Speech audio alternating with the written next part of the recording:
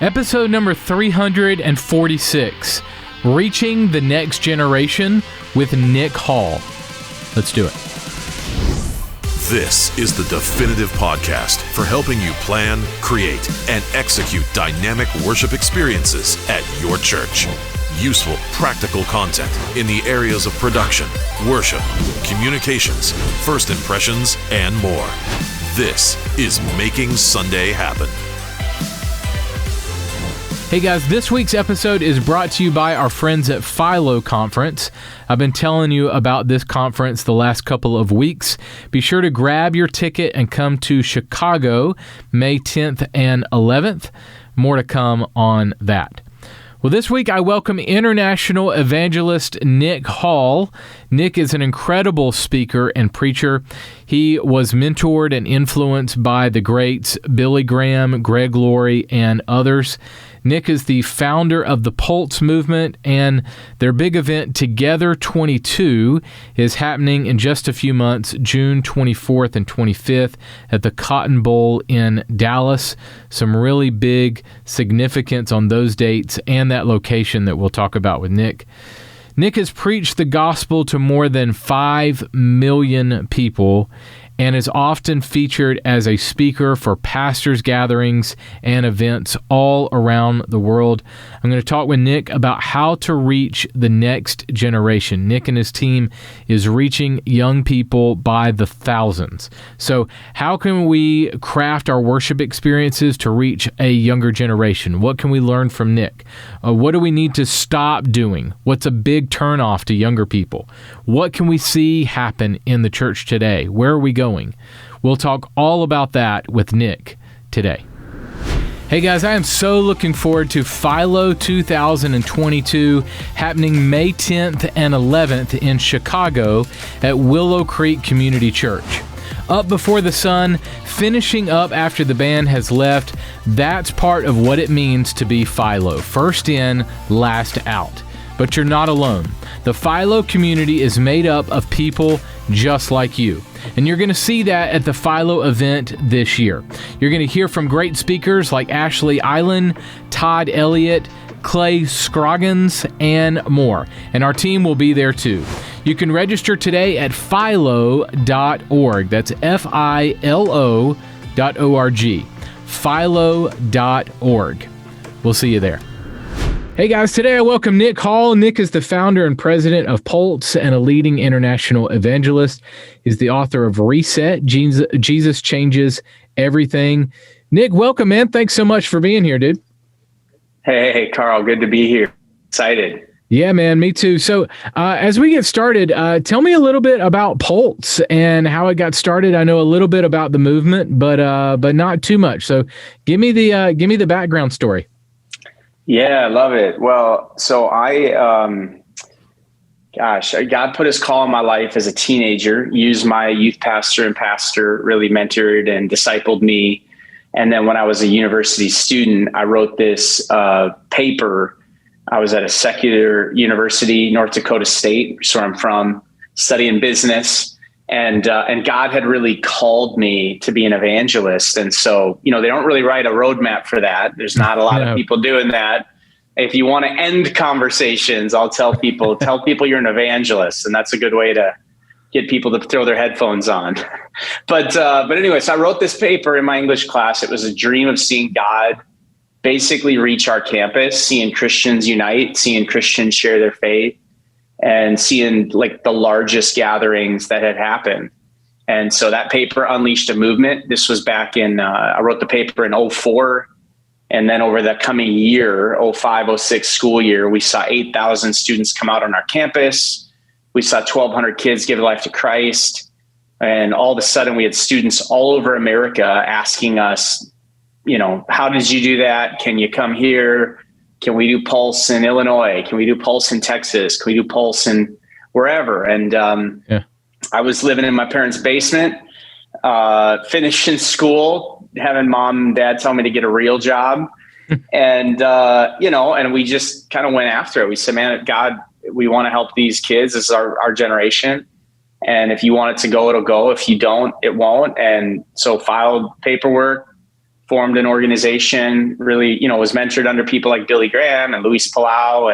And so in some ways we were just trying to pick up that baton and say, man, like those guys existed to unite churches around the gospel. They existed to equip believers to share the gospel, and they existed to put on large campaigns that share the gospel. And so that's what we do. Yeah. Well, I know, with Billy Graham and Luis Palau, both passed away recently, and then kind of Greg Laurie, and then you coming in right kind of behind it. We need a new wave of evangelists like you, man. So I really applaud what you're doing and just your obedience to the Lord and all of that. Tell me about some of the campaigns and initiatives that you guys have launched over the last few years. Yeah, we do a lot of stuff. We kind of have three buckets that everything falls under. One, either it's just a full-on outreach campaign. So we launched something just over Easter weekend, partnering with churches across America and churches around the world, basically just feeling like, man, like Easter weekend is such a big deal, and like Easter Sunday is such a big deal. But Good Friday, it's kind of this day that, unless you're a big church, a lot of churches don't even have like a Good Friday service. And so we actually had the chance to acquire the domain goodfriday.com. Wow. And just turn it into a global outreach launching on Good Friday. We just meant like TGIGF, like everybody, it's like everybody loves Friday. They just don't know why. And it's, hey, you got to know, man, everybody loves it, but man, there's something that changed on a Friday. Yeah. And so we've seen 1 million people respond to the gospel through that initiative alone, just since COVID. So the second bucket we do is training believers to share their faith. So we've done a huge digital evangelism training just called Make Jesus Known. Yeah. It's in English, Spanish, and Russian. Everything we do for free. We try to really make it available. It's not because we have a problem with people selling tickets or whatever. It's just, for me, I grew up in a part of the country where churches didn't have a budget, like if I only went to churches that could afford me back then, like I would have went nowhere. Yeah. It's like, I kind of came to this realization that people who can afford me don't need me. And the people who need me either can't afford me or don't value the gospel enough. And so we really want to remove the barriers so that people who don't normally have access to the solid things that the church is doing, can have it and experience it. So the training. And then the third thing is that we're focused on is finding young evangelists. Like, I just feel like it kind of is an endangered species. I feel like we need to get them in the zoo and help them repopulate or something. But it's just, you ask people like, do you know an evangelist? Like, it's kind of a word that doesn't exist anymore. And I'll tell people, man, I feel like God hasn't stopped calling evangelists, but the church has largely stopped talking about it as a calling. And so there's a whole generation that doesn't have a clue. Like, even these guys, like outside of Billy Graham, like nobody is that well known.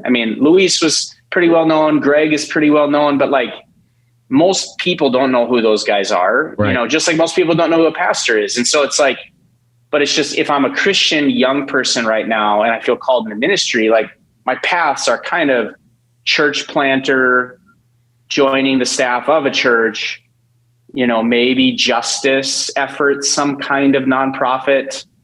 But like evangelist just isn't a bucket anymore. Like, what does that even mean?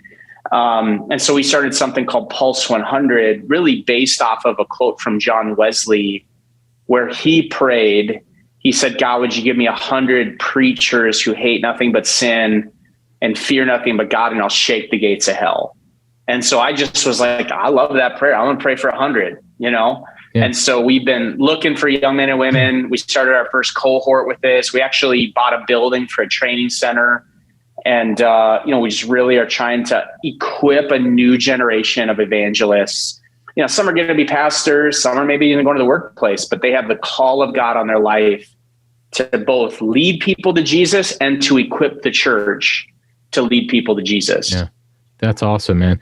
So you have your Together 22 event coming up in Dallas in June, and you canceled last year and you're back this year, right? Yeah, man, it's been wild. We do live events. Perspective, we had 150 events planned in 2020, and we did like 4. And man. I know every church, every ministry, like we all just had to so pivot. But for us, it's like we built an entire organization around live events. Right. And not just live events, but like big, like we put on tens of thousands or hundreds of thousands of people. Like that's what we want to dream towards.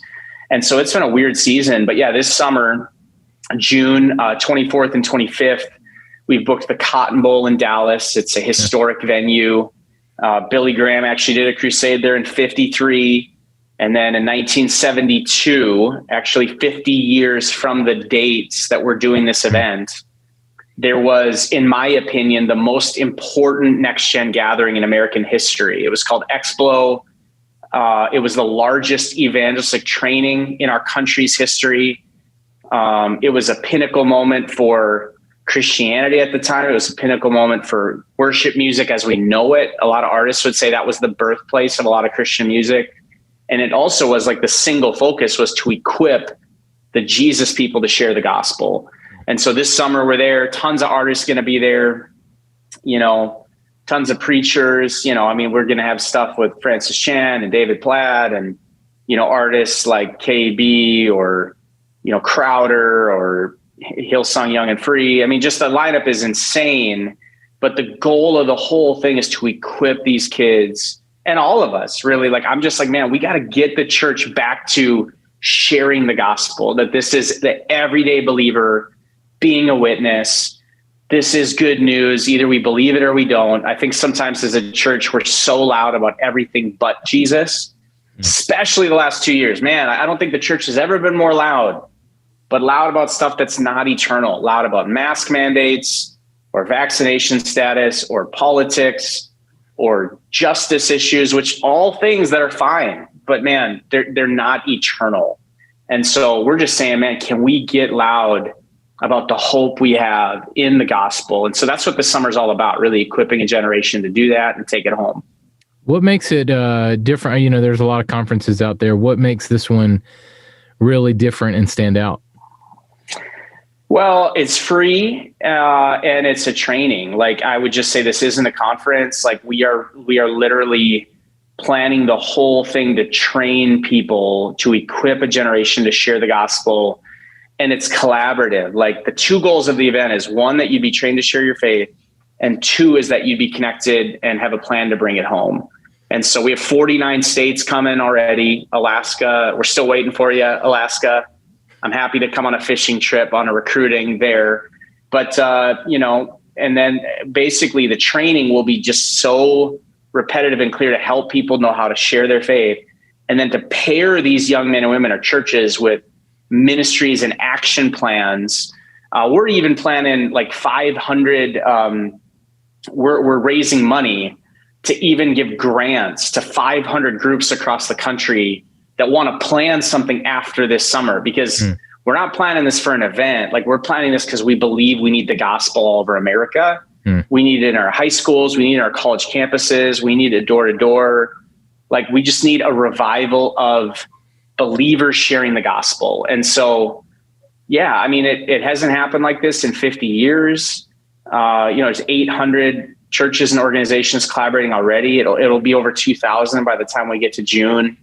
And so it's definitely something historic and special. I'll pause and just say, my family was changed by what happened 50 years ago. That's awesome. And so the kids that were trained at the Cotton Bowl in 72, they were challenged to bring it home, and they did.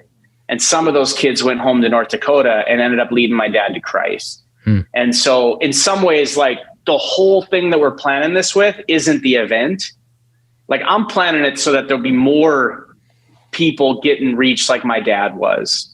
And so that's just a different mindset of, like, I think so many Christian conferences and events, like, it's great and it's amazing, but a lot of it is like, it's hard to remember even what was the call to action. Like, it was good. We worship, the unity's awesome. The crowd's awesome. I love all of that. But so often I'm like, okay, what is the thing that I'm supposed to come away with? And for me, it's just like, I'm just lasering everything right now in on, I think people are more open to the gospel now than they've ever been. And I don't see many people sharing their faith. And so we're just like doubling, tripling down on that and just saying, hey, let's break the sound barrier. Let's get a generation talking about Jesus again. So obviously some of the numbers, especially on a next gen or younger generation, we're losing them.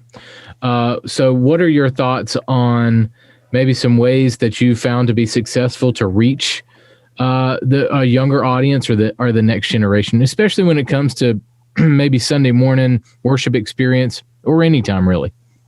Yeah, I mean, I just think representation is everything. So, I mean, I'm at so many churches, and I tell you, the churches that are winning young people to Jesus, that young people are wanting to be a part of, are the churches that are featuring young people in what they're doing. Like, it's just, we program our priorities. So if you're telling me the next generation, Gen Z and millennials, are a priority in your church, then I would want to see that in your program. I would want to see that on your platform, right? So whether that's the worship team, whether that's the hosts, whether that's on video, whether that's stories, I just think it's like, if I don't see myself on your stage, I don't feel like you want me here. And I think that's true of all of us, but I think it's especially true for this next generation. And I'm just seeing, like, highlighting the stories, the wins, the examples, having testimonies, right? Having a level of like, I'm okay with it being a little messy. Like, you have to do that. Like, if you're gonna encourage and rally a new generation, like, it can't all be super polished, right? Like, they're gonna say something dumb. They're gonna act out of line. But the truth is, it's like, thank God they're doing that in the house, right? Yeah. And so when I just see churches like on Sundays where that is from the pastor's heart, like even stories and sermons, like where they're talking about, man, our youth are doing this and our young adults are doing this, and man, pray for them and take them out to eat. And like, I just think the leader has the chance to set a culture. Good. And for me, it's a little bit like, we always say the next gen's our future, but the truth is they're only going to be our future if we make them our present. And so it's just this, are they our priority or not? Yeah. And I just find that, man, this has to be, because you're right. Like, the stats are showing, I think it's like 4% of Gen Z have a biblical worldview right now. And for a lot of people, they see even the concept of evangelism as like a super negative thing.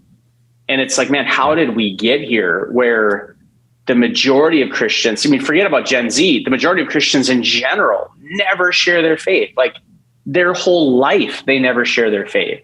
Mm-hmm. That didn't come from the Bible, like, we have to get back to realizing that, man, everywhere I go, there's people who are hurting and open, and they're one conversation away. I mean, the last week alone, I've had 10 strangers that are asking me where they can go to church just after 5 minutes of interacting with them. I'm not even doing anything like super complicated. I listen.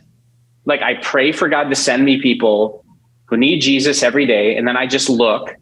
And then when I get in conversations, I just listen. I tell people the most important thing for you to reach people has nothing to do with what you need to say. It has to do with you making the time to listen and say, man, you matter. You matter to me. You matter to God.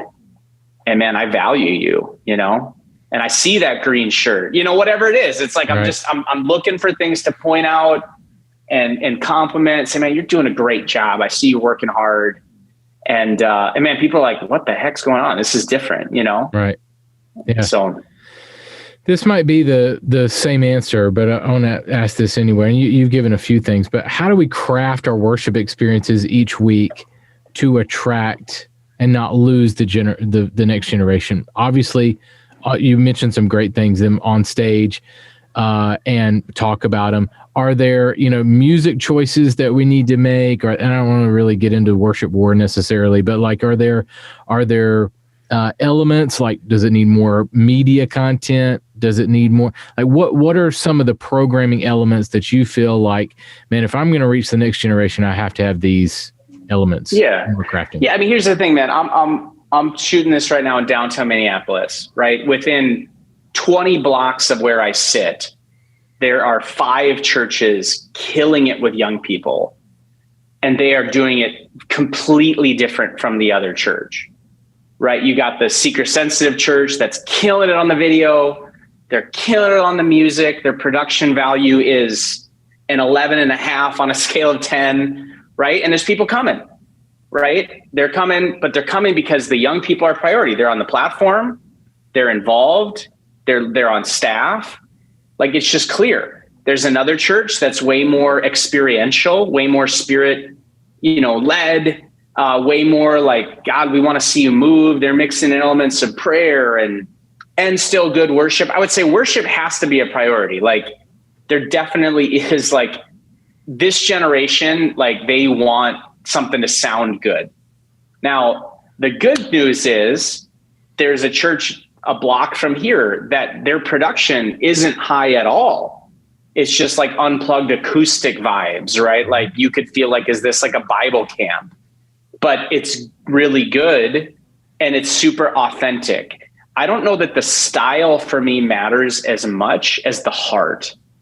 I think if you want young people, and it is evident with how you spend your time as a leader, like, we all know, like, if you just tell me you want young people and the reason you want young people is so your church doesn't die, then your church is probably already dead. Okay. But if you want young people and your life backs that up, like, you're having coffee with them. Like, my pastor texts me multiple times a week just to check in on me. How you doing? Like, I know he does that with a lot of young men and women in our church. Like, it's a priority from the top. It's a priority from the staff. It's a priority on the platform. It's a priority in the stories. And then I think the elements fall into that as well. Like, yeah, like media, certainly. I think, like, try to have some good visual elements, like try to have a presence on social media. But man, that stuff, if your heart's not there, then all that's just a show, and none of it works at all, right? Because the goal is you want to get young men and women to be a part of your team where they're owning those things. Because they know how to do that way better than we do. Right. And it's just like I want to find, there's a bunch of 20-year-olds not far from wherever you're listening to, wherever you're watching this, that would love a job, and they would love somebody to say, hey, I believe in you. And man, I'm going to pay you, $500 to help me lead this every month. I'll pay you that just as a little side hustle. And man, it'll be awesome. But it's like, is the heart investment there? Good. Flip side of that, what are some major turnoffs? Like, if you're trying to reach the next generation, you do not want to do XYZ. Yeah, I'll just preface that by saying there's going to be somebody who would disagree with me, right? So I think the benefit of these kids today is they're super, like, diverse in their views. And I know that scares people because they think, oh, they're too feelings focused and maybe they're too liberal or they're too whatever. But I just think it's amazing, like, how you can't put them in a box, right? So, like, that is like, they're going to reach the world, in my opinion, because they are the world. Like, they already understand the culture. They know how to reach their friends. But to me, the big turnoffs right now is, like, I think political Christianity is a huge turnoff for young people. Like, I think the more you are marrying politics and Jesus, I just think that is a really hard sell for young people.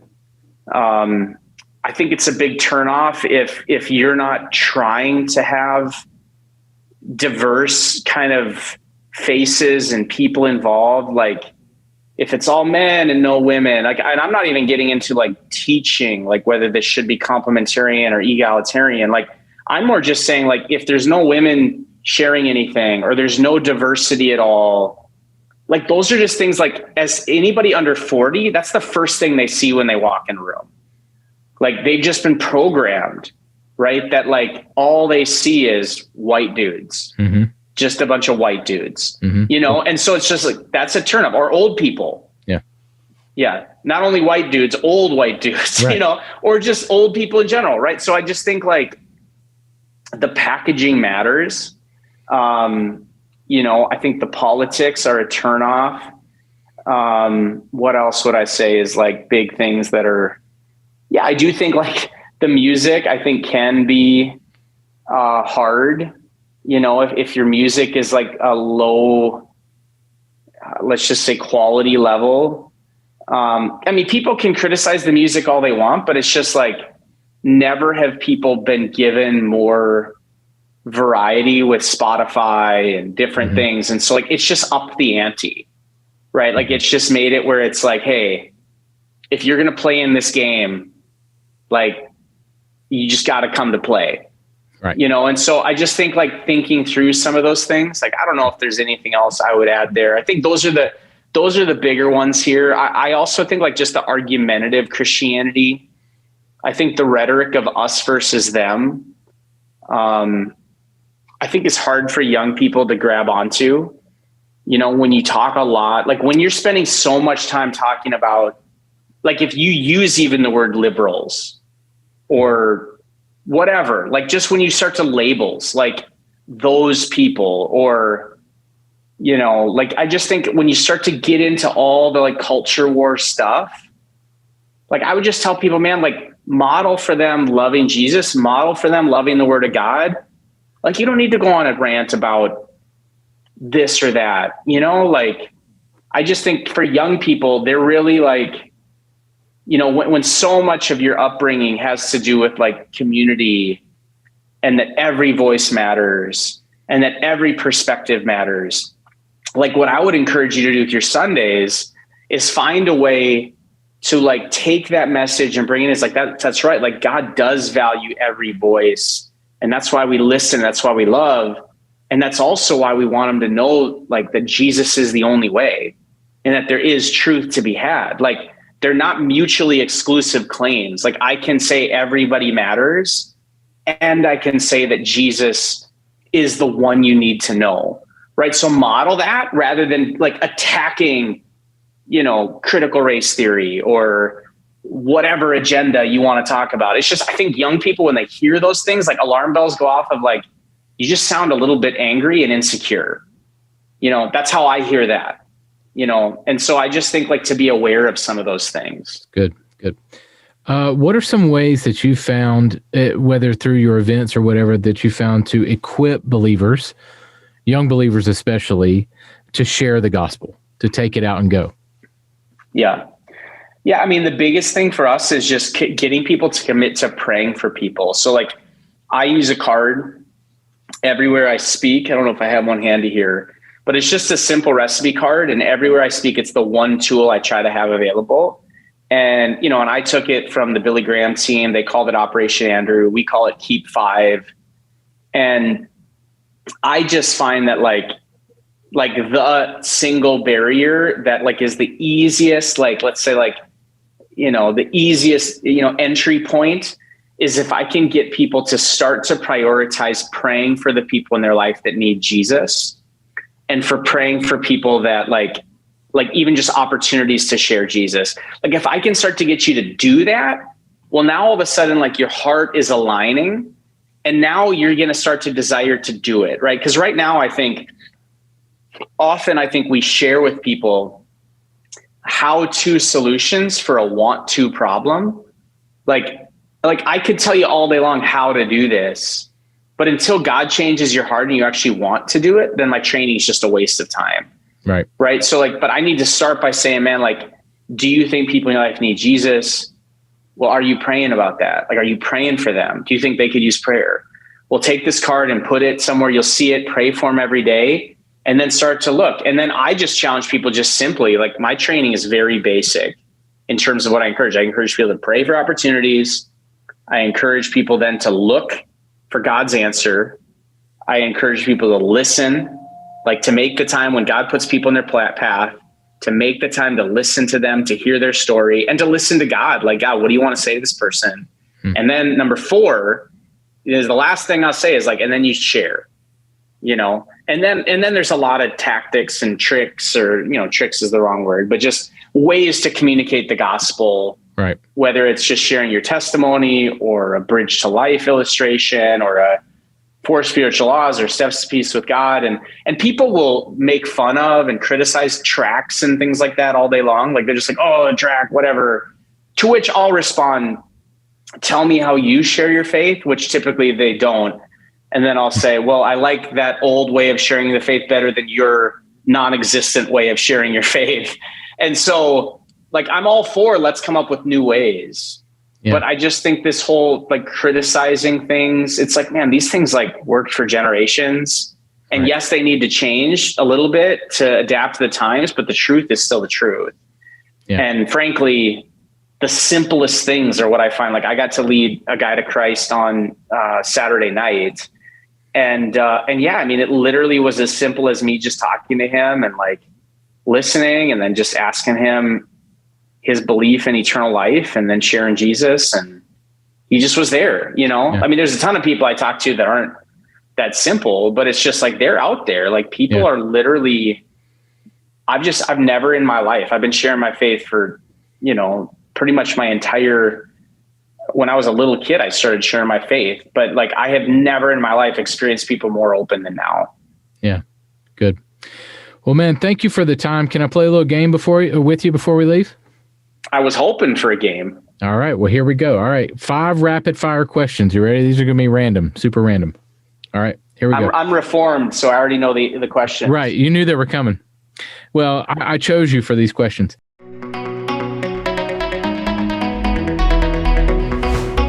All right. Number 1, what is the biggest risk that you've ever taken in ministry? Biggest risk I've ever taken in ministry. We, you know, felt like God was calling us to book the National Mall and call for 1 million people to come and raise $10 million. And we had never done an event for like 5,000 people and had never raised like $500,000. And so that was either like God or just incredibly stupid, but that was a big one. So I would tell you, like, we had probably 300,000 people come out. We nearly went broke like a ton of times, but God provided everything we needed.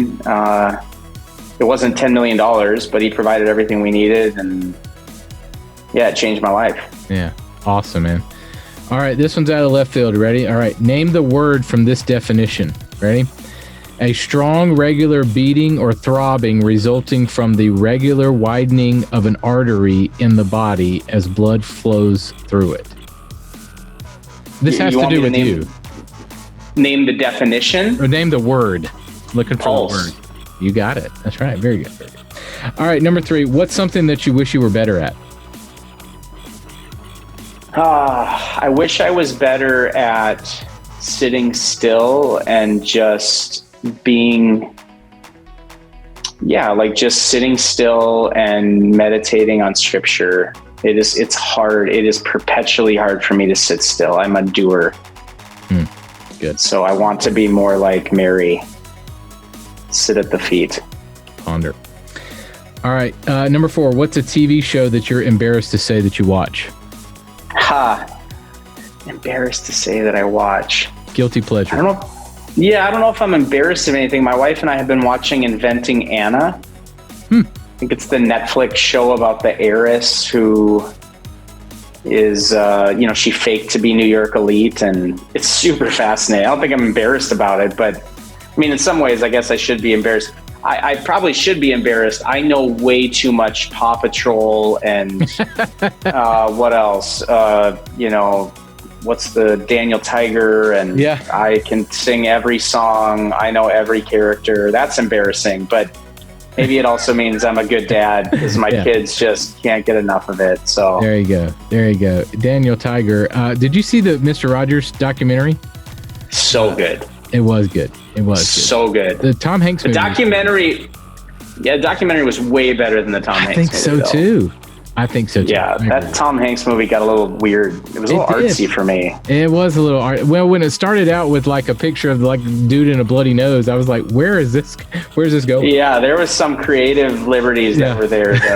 The documentary, man, I cried. Yeah, it was really good. Especially with the gay guy that super inspiring. So the black guy, the gay guy, all of it. It just was. Yeah. Well, the amount. The amount of thought. Well, I'm just saying the amount of thought that he put into just intention. Like, you never would have. If I hadn't watched that, I always just thought he just put on like silly kids programs. But like when you saw that he was like a family pastor. Yeah. And like just family human development and like caring about the spiritual well-being, it just was really like, wow, this guy was like, another level. Yeah. Well, the fact that I forget what his name was, the gay guy, that came out and said, how much he listened to him, how much he cared about him. Like, this is a dude that he disagreed with his lifestyle, but the dude knew that he loved him. Interesting. All right, last question for you. What is one thing that if churches would focus on, they would see their impact with the next generation grow significantly? Man, that is a tough to pick one. I think I'm just going to say prayer. I think that we can have all the strategies in the world, but until we're desperate for the Lord,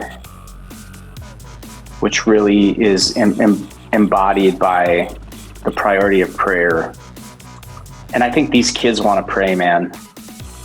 They want to pray. They love a prayer meeting. They can pray all night long. And so I think that's what I'd say.